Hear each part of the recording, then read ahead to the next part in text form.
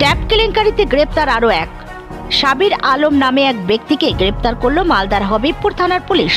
ধৃতের বাড়ি উত্তর দিনাজপুর জেলার ইসলামপুরের কাজী বস্তি এলাকা থেকে গ্রেপ্তার করেছে মালদার হবিবপুর থানার পুলিশ। হবিবপুর থানা অন্তর্গত কেন্দ্রপুকুর উচ্চ বিদ্যালয়ের ট্যাপ কেলেঙ্কারির ঘটনায় মোট 2 জন গ্রেপ্তার হয় হবিবপুর থানার পুলিশের হাতে। হবিবপুর থানার পুলিশ মঙ্গলবার অভিযুক্তকে বুলবুলচন্ডী গ্রামীণ হাসপাতালে থেকে মেডিকেল করিয়ে মালদা জেলা আদালতে পেশ করবে বলে জানা গেছে। অভিযুক্তকে ধরা হলে অভিযুক্ত স্বীকার করেন তার নাম সাব্বির আলম। তার অ্যাকাউন্টে একজন মাটি কাটা টাকা ঢুকাবে বলে অ্যাকাউন্ট নাম্বার নিয়েছিল।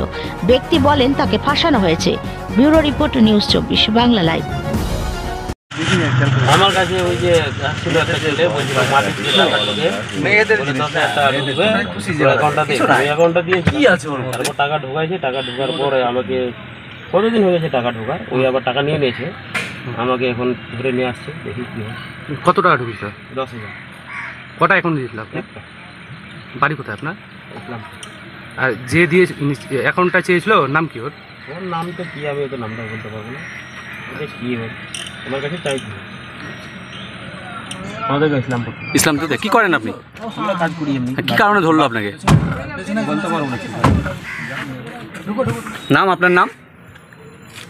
আপনার নাম? সাবির আলম। সাবির আলম।